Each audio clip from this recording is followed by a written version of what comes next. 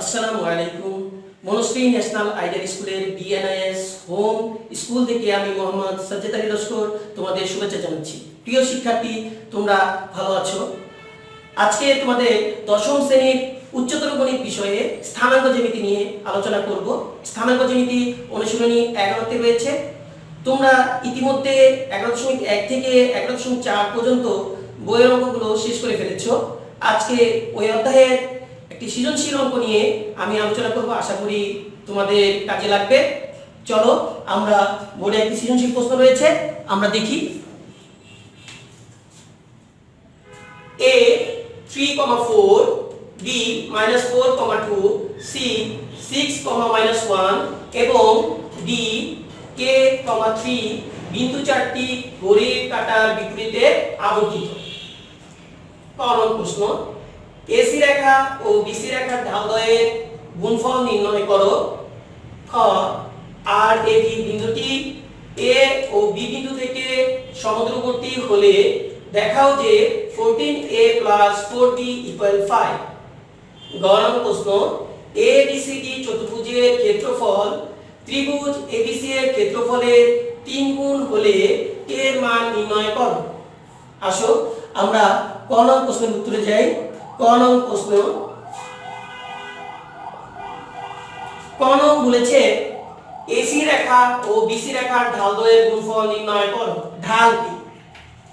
আমরা জানি একটি রেখা x অক্ষের ধনাত্মক দিকের সাথে যে কোণ উৎপন্ন করে তার ট্যানজেন্টের মানকে আমরা ওই রেখার ঢাল বলি, ঢাল বা নতি বলি।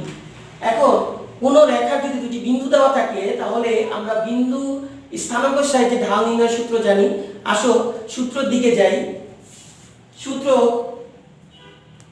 x1 y1 ও x2 y2 বিন্দুগামী রেখার ঢাল নির্ণয় সূত্র y2 - y1 / x2 - x1।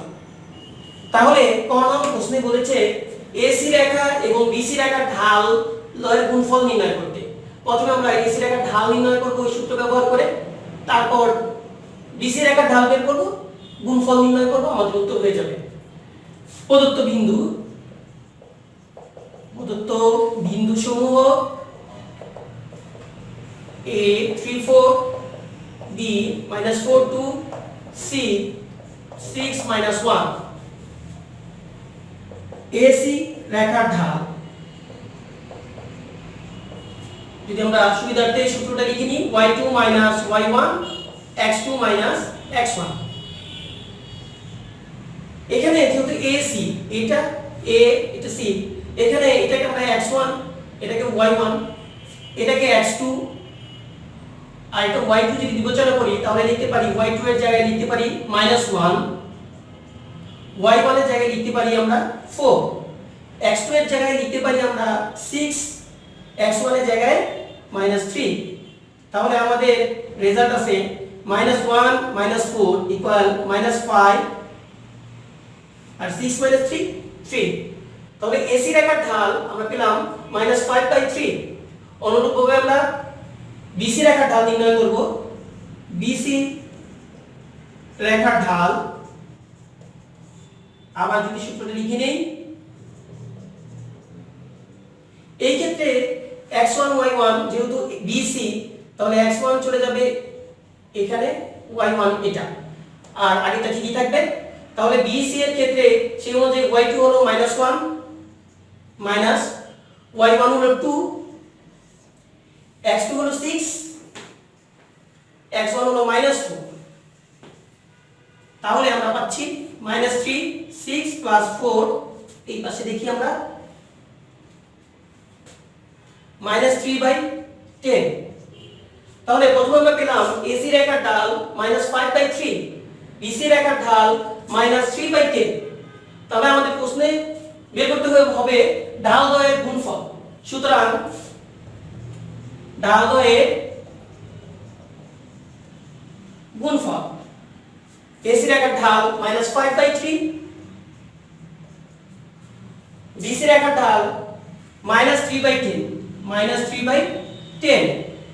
তাহলে মাইনাস মাইনাস গুণ করে প্লাস, এই 3 কাটা যাবে, 5 10 কাটাকাটি করলে 2 থাকে 1/2 হবে ঢালের গুণফল।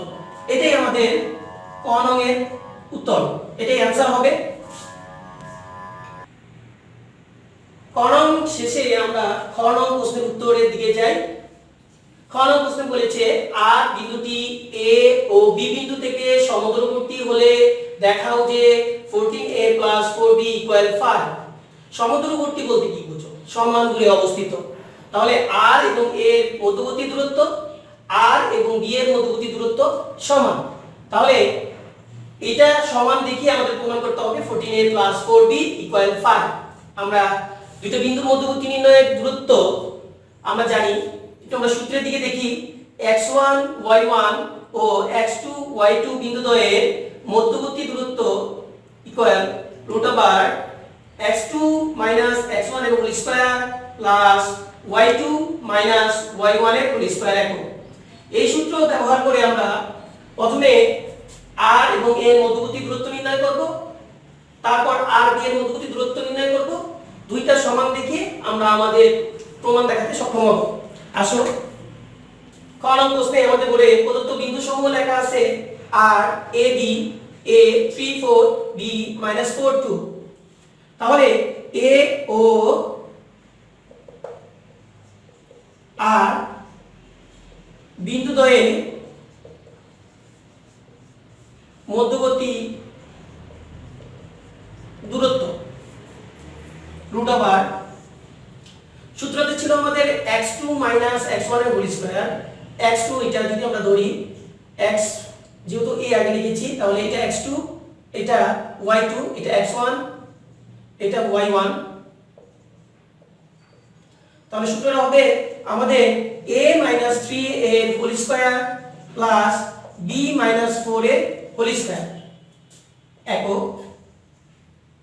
আমরা a - b এর হোল স্কয়ার সূত্রটা অ্যাপ্লাই করি।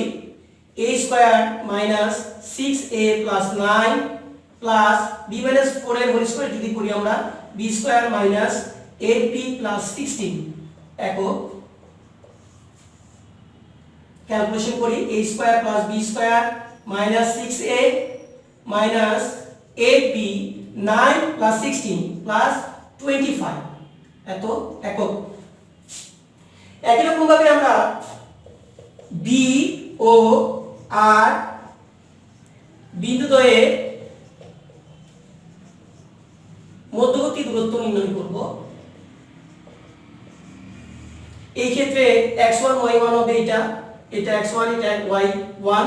সেই ক্ষেত্রে আমাদের হবে a -4, তার মানে একবারে লিখে দিই a + 4 এর হোল স্কয়ার প্লাস b - 2।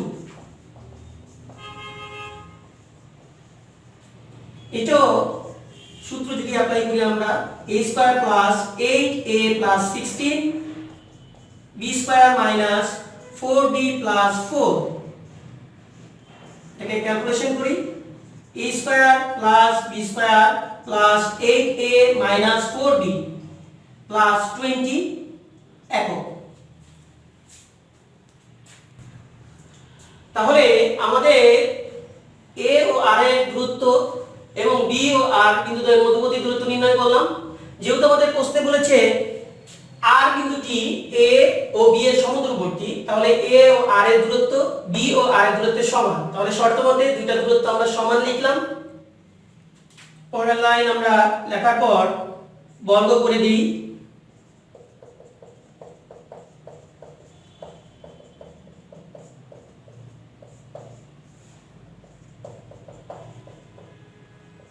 এইটা 4b + 20 সাইড নোট দিতে পারবো। বর্গ করে রুট স্কয়ার কাটা চলে যায়, থাকে a square plus b square - 6a - 8b + 25। এই পাশে থাকে a square plus b square plus 8a - 4b + 20। পক্ষান্তর করি, সব বাম পাশে নিয়ে আসি। a square plus b square - 6a - 8b + 25 - a square - b square - 8a + 4b - 20 = 0।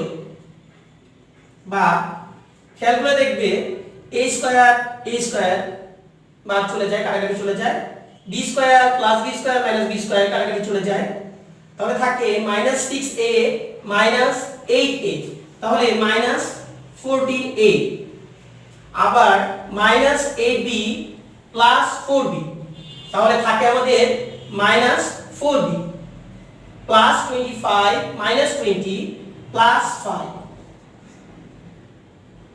যদি আমরা মাইনাস কমন নিই 14a plus 4b minus 5 equal 0, minus দুটো পাশে গুণ করে দিলে 0 হয়ে যাবে। সুতরাং 5টা যদি আমরা ওই পাশে নিয়ে যাই 14a প্লাস 4b ইকুয়াল 5। দেখো 14a প্লাস 4b ইকুয়াল 5 আমাদের পথে দেখাইতে বলছে 14a প্লাস 4b ইকুয়াল 5 আমাদের এসে বলেছে, তাহলে আমরা লিখব দেখানো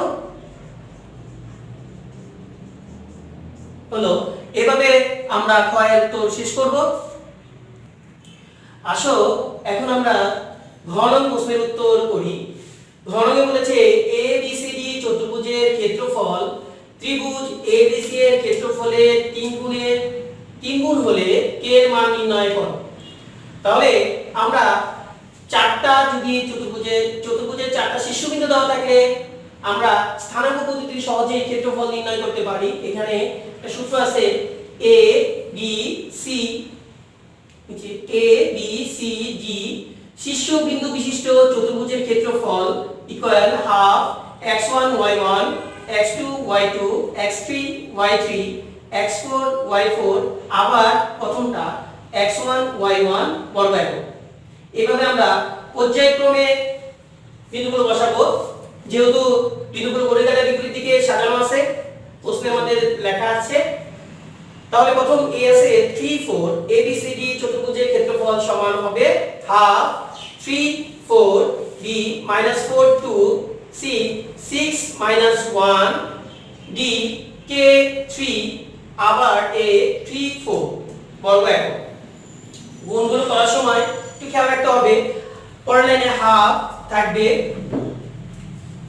গুণ করার সময় প্রথমে আমরা উপরের থেকে নিচে গুণ করব এবং 3 এর সাথে 2 গুণ, 3 দুগুণে 6 6 প্লাস পরে -4 -1 গুণ করলে +4 plus 6 * 3 plus 18 plus k * 4 plus 4k, তারপর মাইনাস দিয়ে পরে নিচে থেকে উপরের দিকে গুণ করব ঠিক এভাবে 4 * -4 4 * -4 -16 plus 2 * 6 12 plus -1 * k -k plus 3 * 3 plus 9।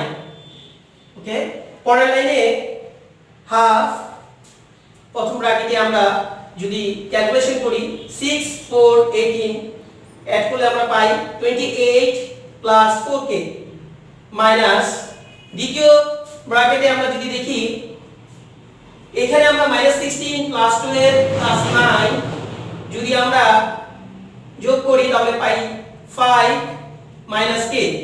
এটাকে ক্যালকুলেশন করলে 28 প্লাস 4k মাইনাস 5 মাইনাস মাইনাসের প্লাস k। পরের line half 28 minus 5 equal 23 plus 4k plus k plus 5k। তাহলে আমরা ABCD চতুর্ভুজের ক্ষেত্রফল পেলাম হাফ 23 প্লাস 5k বর্গ একক। একইভাবে আমরা ত্রিভুজ ABC এর ক্ষেত্রফল নির্ণয় করি। ত্রিভুজ ABC এর ক্ষেত্রফল সমান হাফ, বিন্দুগুলো পর্যায়ক্রমে বসায়া যায়, a 3 4 b -4 2 c 6 1 পুনরায় প্রথমটা আবার বসাতে হবে 3 4। গুণগুলো আগের মতই করতে হবে প্রক্রিয়া। হাফ 3 * 2 6 -4 -1 +4 4 * 6 24 মাইনাস আবার নিচে থেকে 4 * -4 -16 প্লাস 2 * 6 +12 প্লাস -1 * 3 -3। পরের লাইন হাফ প্রথম ব্র্যাকেটে আমরা যদি যোগ করি 24 প্লাস 4 প্লাস 6 হবে আমাদের 34 মাইনাস দ্বিতীয় ব্র্যাকেটে যদি আমরা ক্যালকুলেশন করি পাওয়া যাবে -7 তাহলে half 34 minus minus plus 7 34 plus 7 41/2 বর্গ একক। তাহলে এবিসি এর ক্ষেত্রফল পেলাম 41/2 বর্গ একক। তাহলে আমাদের প্রশ্নে বলেছে এবিসিডি চতুর্ভুজের ক্ষেত্রফল এবিসি ত্রিভুজের ক্ষেত্রফলের 3 গুণ। তাহলে আমরা প্রথমে এবিসিডি চতুর্ভুজের ক্ষেত্রফল বের করলাম আর ত্রিভুজ এবিসি ত্রিভুজের ক্ষেত্রফলও বের করলাম। তাহলে শর্ত মতে এবিসিডি চতুর্ভুজের ক্ষেত্রফল সমান 3 ইনটু এবিসি ত্রিভুজের ক্ষেত্রফল। তাহলে আমরা মানগুলো বসাই। এবিসিডি চতুর্ভুজের ক্ষেত্রফল পেলাম half into 23 plus 5k equal 3 into 41/2। তাহলে এটা আমরা লিখতে পারি 23 প্লাস 5k/2 ইকুয়াল 123/2।